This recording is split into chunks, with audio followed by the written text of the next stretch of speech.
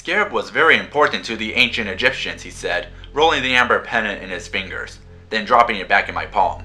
They believed the scarabs were a symbol of immortality. I stared at the bug's dark shell, its 6 prickly legs, perfectly preserved. To keep a scarab meant immortality, my uncle continued, but the bite of a scarab meant instant death. Weird, Sorry muttered.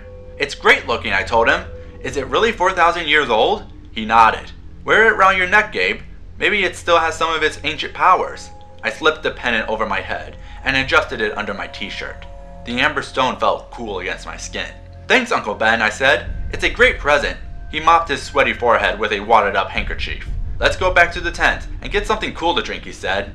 We took a few steps, and then stopped when we saw Sari's face. Her entire body trembled. Her mouth dropped open as she pointed to my chest. Sorry? What is it? Uncle Ben cried. The scarab, she stammered. It escaped! I saw it! She pointed down. It's there! Huh? I spun away from her and bent down to find the scarab. Ow! I cried out when I felt a sharp stab of pain on the back of my leg and realized the scarab had bitten me. Greetings, Internet, and welcome to Bookworms Goosebumps Retrospective. Today, we head back to Egypt and hopefully see an actual mummy. This is number 23, Return of the Mummy. It's been a year since Gabe's adventure in Egypt, and this summer he's come back for another escapade with his Uncle Ben and cousin Sari. This time, the pyramid Uncle Ben is exploring may lead to one of the biggest discoveries for him. But like last year, weird things begin to happen, and not everyone is who they say they are. The cover for this one is okay, if not a little bland.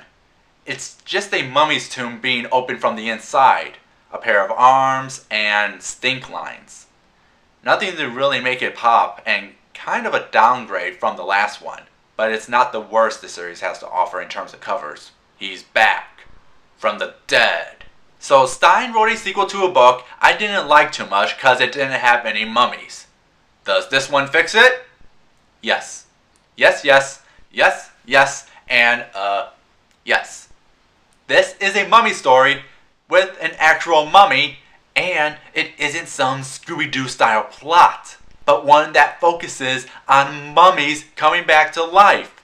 This story was what I was expecting with Curse, but it does retread a lot of the story and character elements from the last book. For about the first half, it plays like mini sequels by repeating the first, but the second half goes off in a different direction and has a nice twist to tie more with the mummies. But even after reading it, it didn't do much for me. It still felt lacking, mainly because Gabe and Sari's characters never change and go through the exact arc from the last book. It's an average book that still doesn't reach the level several of the other books have. But it does do better than its predecessor just by having actual mummies. It's just not enough to impress me. What about you, Internet? What's your opinion? Till next time, have a scary day.